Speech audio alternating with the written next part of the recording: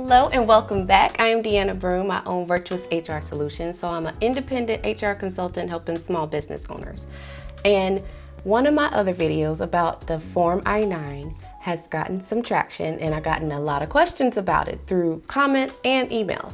And so I decided today what I'm going to do is actually walk you through filling out an I-9, what each step means, and what the employee fills out and what you as a small business owner fill out. So I'm going to go ahead and share my screen.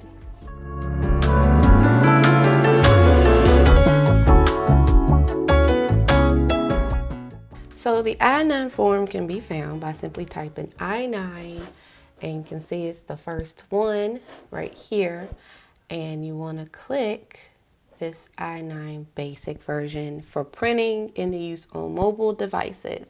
And then these are the instructions. So I'll show the instructions real quick. If you just don't know what to do or you have questions about, you can see it says both citizens and non-citizens, general instructions on how to fill it out, last name, first name. This is for the employee. And then go down some more, today's date, whether the employee use a translator, and then it goes all the way down to section 2 where you, the employer, are filling it out. So section 1, employee fills out. Section 2, the employer, business owner, HR department fills it out. Employee does not fill out section 2. All right, but those are the instructions that you can print out as well. But let's go to the I-9 basic form. So this is what everybody gets when you hire somebody. Everybody gets this. Every single employee gets this I-9 form. They have to fill it out within the first 3 days of their hire date. How is someone going to know when someone filled it out? So down here where it says signature of employee and today's date. So when the employee signs and puts the date, and then you come down here to the second section where the employer, where you are supposed to fill it out. It has right here, employee's first day of employment. So that's how someone knows if it was filled out correctly within the first 3 days. Now, purpose of this is if Homeland Security or someone comes in federal government and comes into your office or business and say, let me see your I-9 forms. Your I-9 forms are supposed to be kept separate from the employee records. So their resume, their application, any disciplinary actions, those are kept in one folder. The I-9s are kept in a completely separate folder because of discrimination purposes.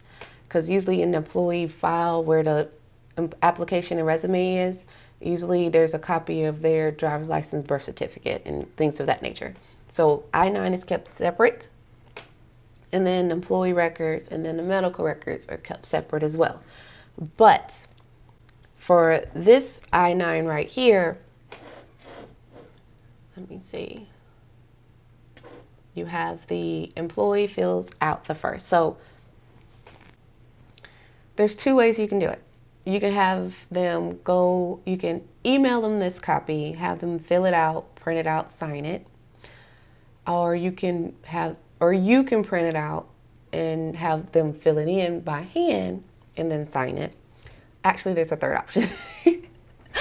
Third option for you is that some HR dashboards or HRIS systems where everything's electronic can have this form be electronic too and be automatically sent out to the employee, and then you don't do anything else after that. But those are just options for you. But the easiest one, you email it to the employee, have them type it in, email it back, and then when they come sign, and then you can fill out the rest. But I'm just going to use my name. So Broom is my last name, my family name. My given name is Deanna.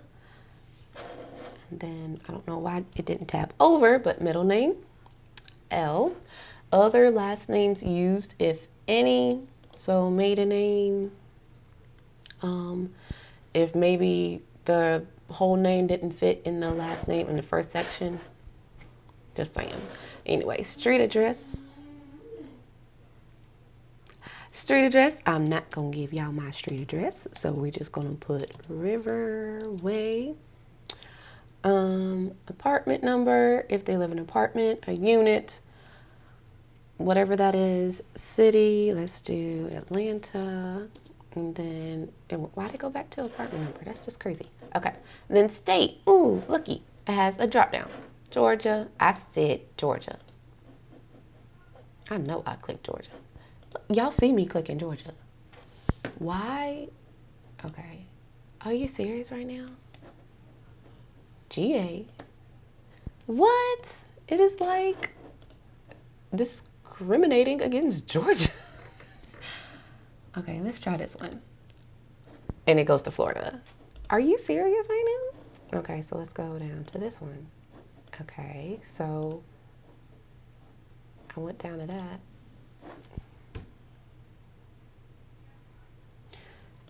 Anyway, zip code, let's do 30310. Date of birth, not gonna put that on the internet, but I will put this. Oh shoot, somebody not born, that's okay. So this is what still the employee fills out. So they have to have an address in the US. If you're working in the US, you're sleeping in the US somewhere. Put that address, extend to stay, some relative's house, wherever that employee is going to sleep, that's the address that goes in here. And social, so we're just gonna do 1, 2, 3, 4, 5, 6, 7, 8, 9. And then of course the employee's email address. So I'll just put mine, my business one. And then employee's telephone number. So let's just do 1, 2, 3, 4, 5, 6. Oop, that is not 4, 5, 6. 7, 8, 9, 0. No, they do not have to have an email address. Yes, they have to have a telephone number, I would say, because you have to contact them some way to tell them you have the job. So one or the other, either an email and telephone number or email or telephone number. All right, so this is where they click one of these boxes. So if you're a U.S. citizen, you click the box, obviously. If they are a U.S. citizen, they click the box. If they're not a U.S. citizen, then they have to click, let's declick that. Either a non-citizen national of the United States, see instructions, okay, or a lawful permanent residence. I've seen not a lot of number 2, but a lot of number 3. So a lawful permanent resident, and then they'll have their alien registration number, and they'll put it right here in this box. And I've seen number 4 as well, an alien authorized to work until, and they should know the expiration date, and they'll fill in one of these 3, not all 3, not 2, one of these. Okay, you can't fill it out for them. They have to do it. But you can say, if you are alien authorized to work and not a permanent resident, then you need to have one of 3 these numbers and put it here. They have to write it in though. Okay? So for my sake, I'm a U.S. citizen. And then I'll sign and I'll date. Now this section is only if there is somebody translating the document for them in a different language other than English, is when that translator or preparer will put their information in. So employee's not supposed to put anything right here. You're not supposed to put anything here. The translator or preparer is the one that fills out this bottom section. Now let's move on to what you fill out as the business owner, as the manager, as the supervisor, as HR department, as everything, because you're a small business owner. So this will still be the employee's name that you put up here. All right. And then this right here is the citizenship and immigration status. So when you start filling out this second part, the employee should, okay, it's not gonna let me scroll. The employee should have filled out all of this already. So don't fill out your second part until the employee fill out the first. And so the answer to this question, the citizenship and immigration status, will be down here, where they had to check one of the boxes. So I checked the U.S. citizen, so you just put U.S. citizen. And then if they checked any other boxes, oh Lord, why that don't look right to me? It just, that word does look weird. Anyway, so if they put U.S. citizen, if they check a citizen of the United States, just put U.S. citizen. If they check non-citizen, national of the U.S., put that. Lawful permanent residence, you can just put permanent residence. Alien authorized to work, you just put authorized alien in that box. All right, so this is what confuses some people too, is the list. So list A or list B and C. Most common one is list B and C. Let's just open up another and go back to that I-9 instructions. So the I-9 instructions are going to tell you what goes in what list. Why is it so big? Okay. And it's all the way down at the bottom. So if you're getting a headache from the scrolling, I do apologize. All right. So this is list A. So if someone brings you something from list A, that's all you need. You don't need anything else, just what's on list A. So these right here, all the way down, all of this, all of these are list A. So if I'm a U.S. citizen and I'm bringing my U.S. passport to verify I'm authorized to work in the U.S., that's all you need. You just put in so you put U.S. passport. Issuing authority is, United States government. You can just put that. Document number is my passport number. So that's the passport number right here. And then it's going to have an expiration date. Whatever the expiration date is, 2045. Okay. That's it. So it can be the passport, it can be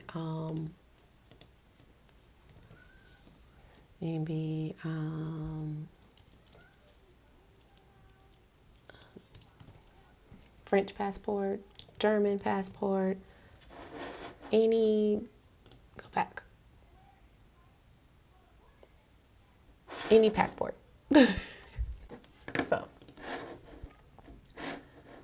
So like I said, U.S. passport card, their permanent resident card. So if they use that permanent resident card right here, just make it easier on yourself. Just put it in list A. So this is list B. Let's go on to list B. So list B requires B and C. So it requires two. This is usually the most common because it's usually a driver's license and a social security card. Driver's license comes from list B, social security card comes from list C. But there's also other things someone can present to you in list B. Driver's license, ID, school ID with photograph if they're a minor, voter registration card, military card, all of this stuff, Native American tribal document. And it keeps going. Yeah, list B is a lot. So list C, you can see Social Security account number, so your Social Security number.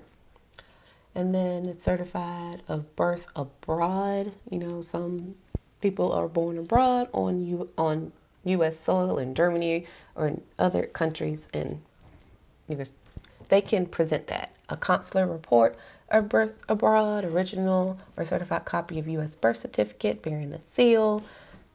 List C is a little bit shorter, but you can use any of these. So you put the document from list B here, the document from list C here. Again, the instructions tell you exactly what someone can bring. So if they ask him, what can I bring? Go back up to list A. Do you have any of these? No. Okay. Do you have any of these? Yes. All right. So do you also have any of these?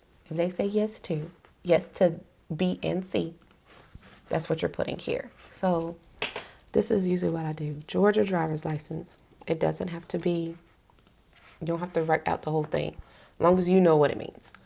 Georgia driver's license issuing authority is the Department of Driver Services here in Georgia. The document number 1, 2, 3, 4, 5, 6, 7, 8, 9. I believe it's 9. And then what was my birthday? 1/1. And then expiration date for the driver's license. Say I had brought in my Social Security card.